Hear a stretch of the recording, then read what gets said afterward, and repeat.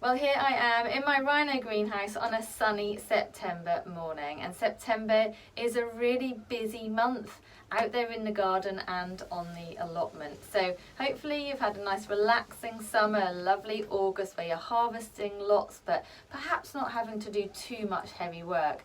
But September we're preparing for autumn time and we're preparing for next year as well. So it's actually a really busy month.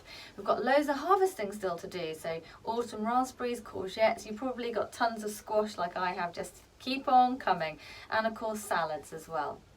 So it's time also to make sure that you dig up those potatoes. If you do have any main crops left in the ground, you want to get them up, dry them out before the slugs get hold of them as well.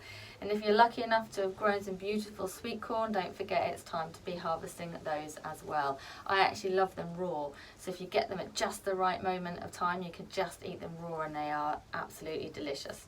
So other things that you can be doing at this time of year, you want to keep watering when needed. Whilst it may cool down a little bit, there will be days that are still really warm, so keep on top of watering.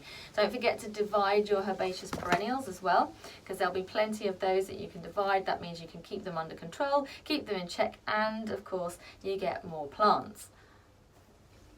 Not forgetting that September is the time where you can start planting out your spring flowering bulbs.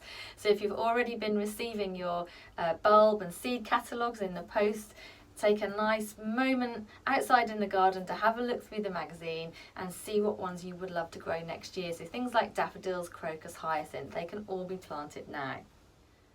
But flowers that you've already got in the garden, well, they need to be deadheaded, so keep on top of deadheading because that's going to prolong them flowering for as long as you possibly can. So, you know, there is loads to do, isn't there? So pumpkins, I've got tons of pumpkins down here on the allotment, and we need to make sure the sun is getting to those great big pumpkins so that they can ripen. So you may want to just trim away some of the foliage that's shading them so they can absorb all of that sunlight. And here in the greenhouse, well, my tomatoes have gone a bit crazy, and I've still got plenty left here growing, but if you're growing a cordon variety of tomato, you'll need to pinch out the tips. Pinch out the growing tips because that means all the energy in the plant will go to ripening these fruits. I've also got squillions of microgreens, but they can continue to be sown and harvested all throughout the winter. And I've got lots of chilies growing as well, so there's still so many things to harvest. It's also a good time to clean as well, so if you are starting to move things out, things are coming to an end, make sure you clean up the pots and the shelving and the staging and everything that you can in order to keep on top of that as well.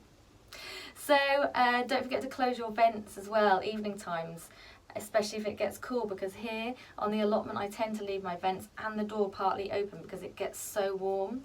But remember to close them if it does get cooler in the evening time. And towards the end of the month you'll also want to be removing any shading. So my blinds are down at the moment to stop everything from being scorched inside, but towards the end of the month I'm going to open up those shades as well.